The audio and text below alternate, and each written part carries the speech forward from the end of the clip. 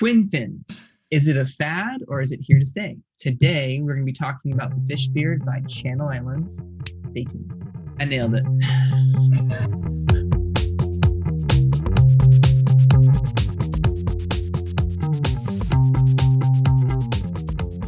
Okay, so welcome back to the Fishbeard review. We're a little late to this party.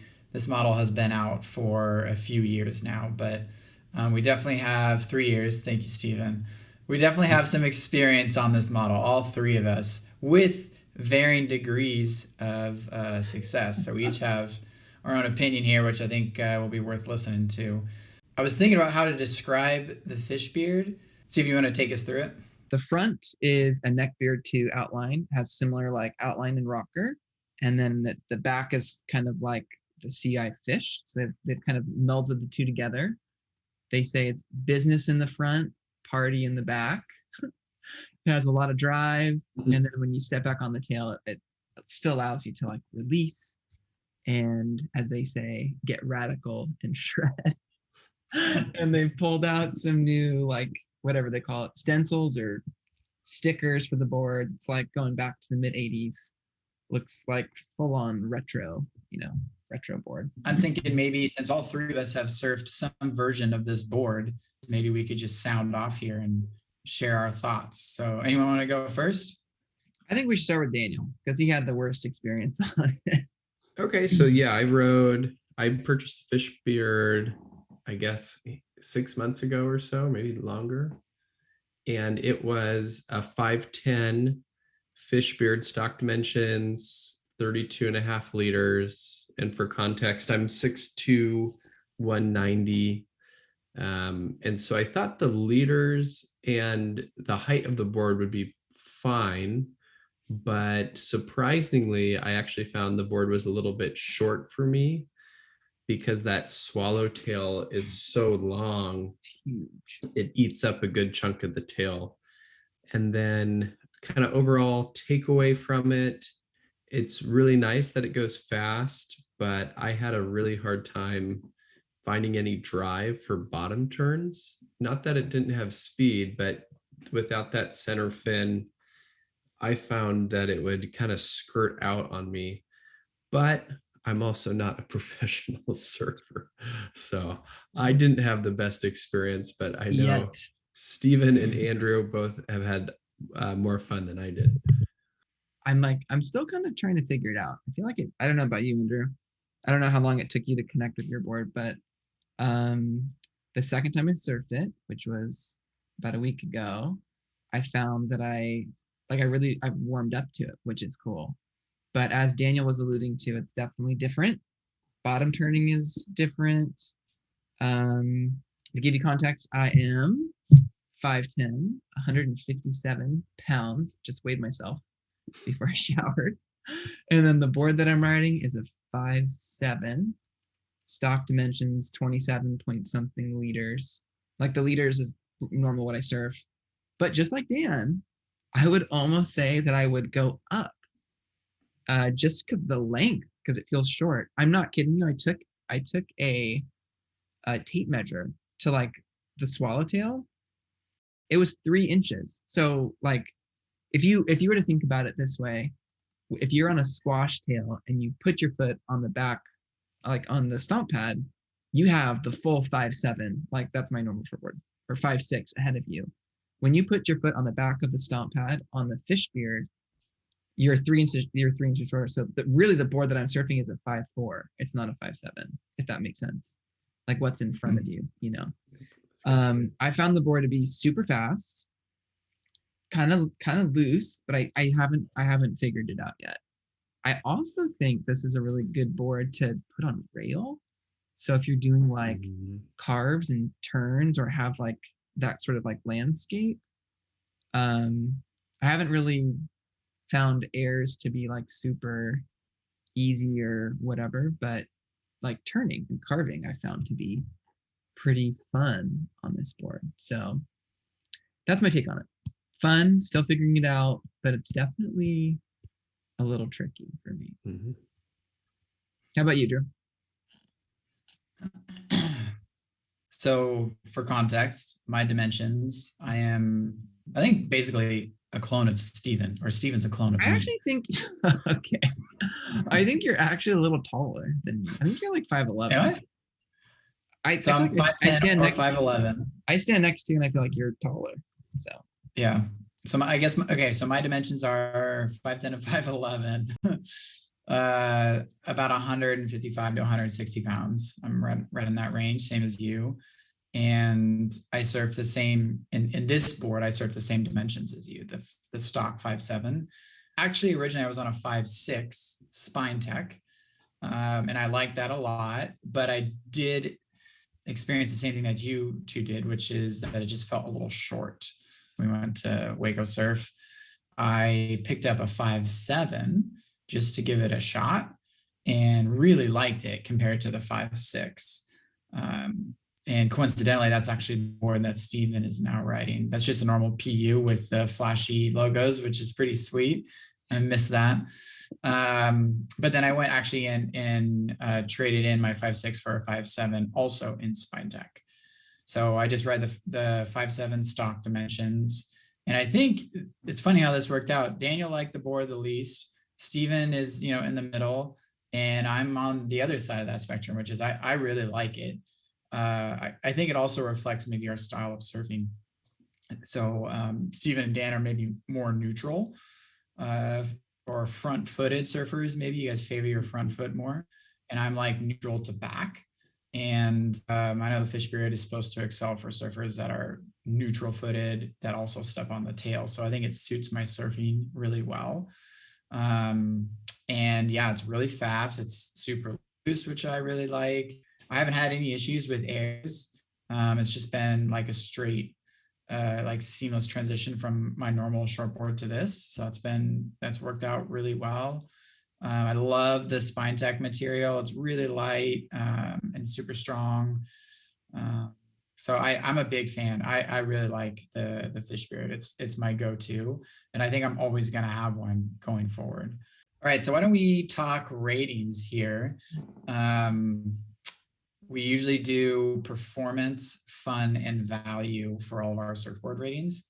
So out of 5, Dan, since we're just going to keep this circle going here, why don't you take us through your performance rating? So I was not a big fan of the Fishbeard, and it sounds like something we've all faced on this board. My back foot doesn't get back far enough. And so I'm too far up over the fins, or I'm really, I guess, in front of the fins, even with my back foot all the way back. So for like generating speed, it worked really well. And maybe for more kind of sweeping carves, it did a decent job. But where I had issues with it were trying to go vertical or for airs. And it felt like anytime I tried to press on a bottom turn and come up, whether backside or front side, it would almost like wobble in a way. So maybe that's the board being too small for me. Maybe I'm not surfing it the right way, but for me, I had a really tough time. So I would go 1 out of 5 on performance. Whoa, that is low. okay, so my ratings for performance, I'm kind of echoing Daniel, but I feel like it's not. Maybe I just need to surf it more, and I'll know if I like it, or if I can figure it out, or if I can't. But I'm gonna give it a 3 out of 5, and I love how fast you can go. I like that it helps me surf more on my rail, which is cool. But the thing I still have to figure out is the bottom turn. Like backside, I haven't really been able to, like, as you were saying, go vertical. Like I can do like a sweeping carve or cut back really easily, and it feels good, and it's like loose. Mhm. I actually have a wave on the Surfline camera. It probably looks terrible, but where I was able to figure out, like, where I was able to do a carving 360, like in the, like on the face of the wave, like no section.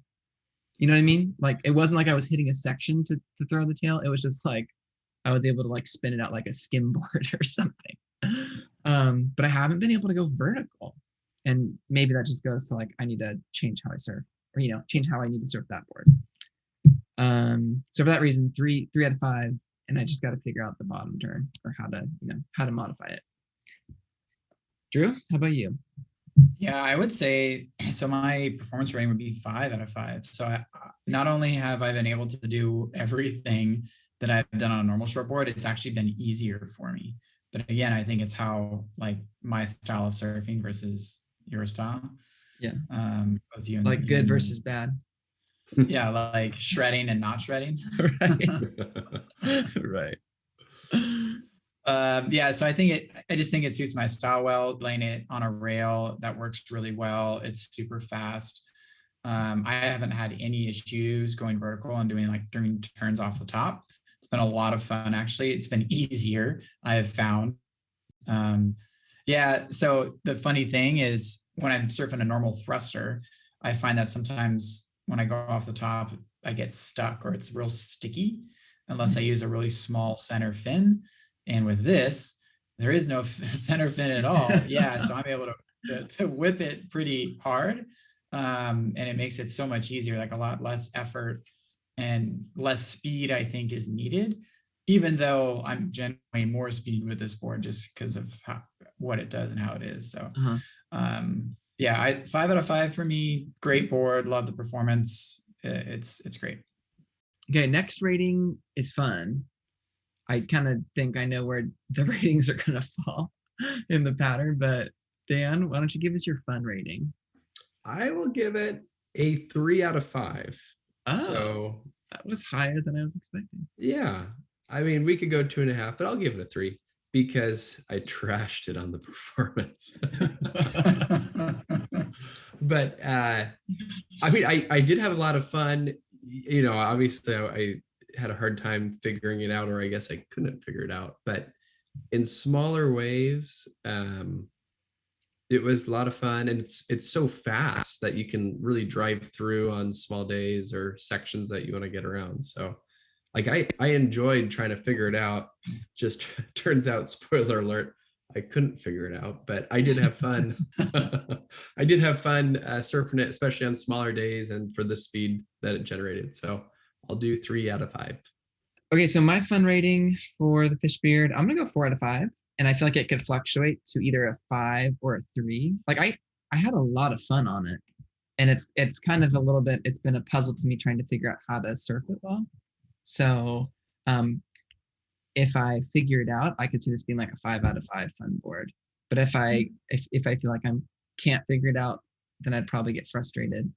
Or I probably will get frustrated, and then that'll lower to like a 2 or a 3. But I mean, like it's fun. It goes fast. You know, it turns well on rail. It's a different feeling than like your normal kind of like thruster board. So for that, you know, it's not so different that I feel like this kind of board, it's really easy to change in between like a normal thruster and then like this, keeping this as like your fun board or whatever, like your fish board. Like when I surfed on the pod mod, that thing was like really round, and it's like a totally different feeling going from a pod mod to like an actual thruster, like shortboard shape. So yeah, it takes you a few sessions to like readjust. And this, it doesn't, you know, it doesn't feel like in that sense, you know, Yeah, like the outline is still pretty similar. So yeah, I'm gonna go 4 out of 5. Cool. I think you guys know what my rating is. It's gonna be a 5. I love this thing. I don't know if it's just because like I bought into the hype before I got the board, and I have to like it now. I'm not sure, but I think you surf well on it. I think the back foot surfing, I think, is key on this board, which like you said suits your style or suits how you surf. The only conditions I think that I wouldn't use it in would be when it's a little bit bigger and the waves are better. I would switch from the Fishbeard to something else. Yeah, something with 3 fins. 3 fins, maybe a little bit more of a sharper rail. Outside of that, I would surf this thing in anything. Beach break, point. Yeah. If it's ankle high up to head high. Ankle high condition. Actually, you were at Zuma. I just looked at your couple of your waves. You were like, it was like shin high. It was so small. Yeah, I have a ton of fun on this board. And you're right, Steve, that was a great point earlier. You can switch between this and another board and not have it impact your surfing pretty much at all. Okay, our last rating is value. I'm actually super curious to hear what we paid for the boards. Like how much money we put into it, and then assess value on that. Because I don't think I mean, maybe some people are buying brand new off the racks, but not everyone is.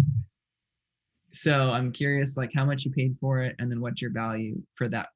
For what you paid. I bought it off Craigslist from a guy. I think he only used it like once or twice. I think Andrew scouted it out, which was a good find. And Yeah, it was. Yeah, so it was like $200 or $300 off of like regular price, and basically new, given the price and given how I didn't like it. I mean, I was able to sell it pretty quick, which was good. But whether it's the amount of money I spent on it or if it was at full retail value, I would give the board a 2 out of 5 for value. Okay, so 2 out of 5 for you. I got my board from Andrew, and it was the board that got thrashed at Waco.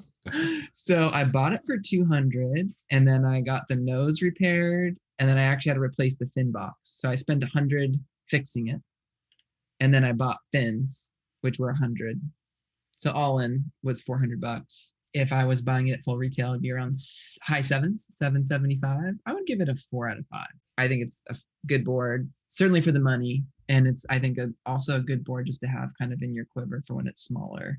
Value's tough. Like I've had 3 of these boards. I had a 5.6, which I actually ordered custom, and paid full price. And then I found a 5.7 that Stephen bought off of me. What'd you buy it for? It was around like $425, I think. Cool. Which isn't bad at all. No, it's I had to fix pretty good pickup. I had to fix some dings on it, but it was a pretty good pickup for Waco. Yeah. And then sold that to you. And then I bought the 5.7 Spine Tech off the rack, actually. So gone through a lot of these boards trying to figure out like what's the perfect one. And I think I found it. The 5.7 is the sweet spot for me.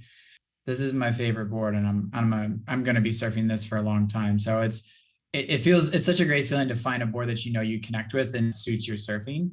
And regardless of what the price tag is, I think a lot of us would say it doesn't matter how much it costs. If it's the board for you, then like there isn't a price tag on that. And because my rating's 5 out of 5.